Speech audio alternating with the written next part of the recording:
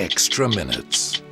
When this story first came across my desk, my first thought was, why are we going to Montebello Islands? The only thing I knew about the place was that it was bombed by the British back in the 1950s. And I just figured that it would still be pretty much a wasteland. But once you're there, it's just an untouched paradise. It was just beautiful.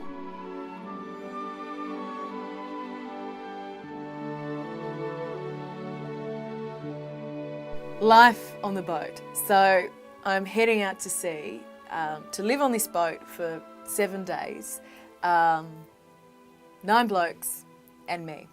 But the really interesting thing was that we had this really harrowing journey out there. It was 10 hours on a boat and the seas were really rough and you just had to sit at the back just watching the horizon and trying not to be sick.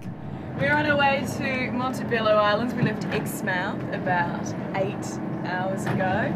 Skipper Matt here has tried to pick the roughest track through the Indian Ocean for us, and we've got another 2 hours. 2 hours to go. Before we tuck up for the night. Yes, that's right. Yeah. And once we get to Montebello Islands, it's going to be nice and quiet. Oh my God. Producer Howard Saker, amazing man, suffers the most horrendous seasickness. And so, I mean, he took all his tablets and I don't think we heard a single word out of him for the entire ride out there. And you know when things are getting difficult for Howard because his smile gets bigger.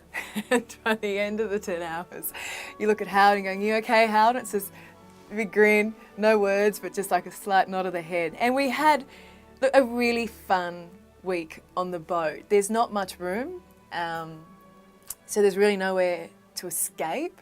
And but as a girl, they decided that they'd find this little area up top that was just like my private space. This has been our home for the past week. We've had Howard here's been sleeping on one of the bunks. Comfy, Howard? Bye-bye. Beautiful. With snoring Mickey. And Andy, who's filming. Now the most important part of the boat is right here. That is what has kept us going. But being on a boat with 9 guys and only myself as for my company, I've been lucky enough to have a look, to score, out of the way Mickey, Oh, sorry, just a little my own quarters. So, well, you got to go first, otherwise you get my bottom of the hill. You go up the top first. You go up. Yeah, so with 9 blokes and only 1 girl, they've taken pity on me and given me my own little private space. So whenever I need to get away from them, I can just come up here and read my book. I've got my little clothes hanging up. I've got my little bed that I lay out at night with my little pillow and sheet. And it's this fabulous view of Montebello Islands.